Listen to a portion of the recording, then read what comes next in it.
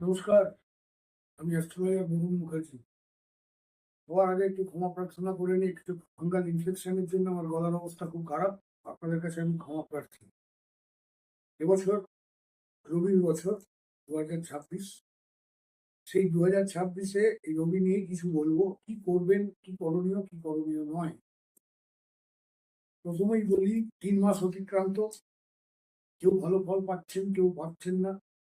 আগামী 9 মাস তাদের জন্য আরো কিছু ভালো মন্দ অপেক্ষা করছে। তো আমি আজকে কতগুলো টোটকা বলছি, সেই টোটকাগুলো আপনারা প্রয়োগ করতে পারেন। আমার মনে হয় টোটকাগুলো প্রয়োগ করলে আপনারা উপকৃত হবেন। আমি নিজে উপকৃত হয়েছি, সেই টোটকাগুলো আমি নিজে করি। তো সেটাই আপনাদের সঙ্গে আজকে শেয়ার করব। যাদের রোগী নিয়ে দুশ্চিন্তা কাজ করছেন, খাটছেন, পয়সা পাচ্ছেন না, মান সম্মান যাচ্ছে, মান সম্মান ঠিক মতন পাচ্ছেন না,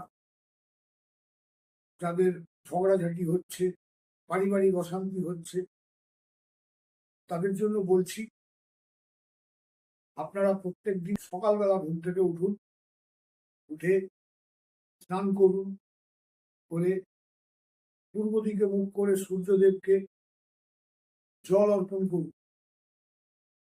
এতে সূর্যদেব প্রসন্ন হন। সূর্যদেবের মন্ত্র পড়ুন, ওম জবা কুষ্ম শঙ্কাসনং কশ্যপেয়ং মহত্তিং ধন্ত্বারিং সর্ব পাপঘ্নং প্রণতস্মিন দিবাকরং।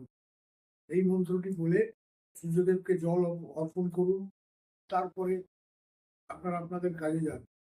সঙ্গে যদি পারেন এক টুকরো লাল কাপড় রেখে দিন। লাল কাপড়টা যদি কর্পূরের মধ্যে মুড়িয়ে রাখতে পারেন, মানি পার্সে রাখুন বা নিজের পকেটে রেখে দিন, উপকৃত হবেন।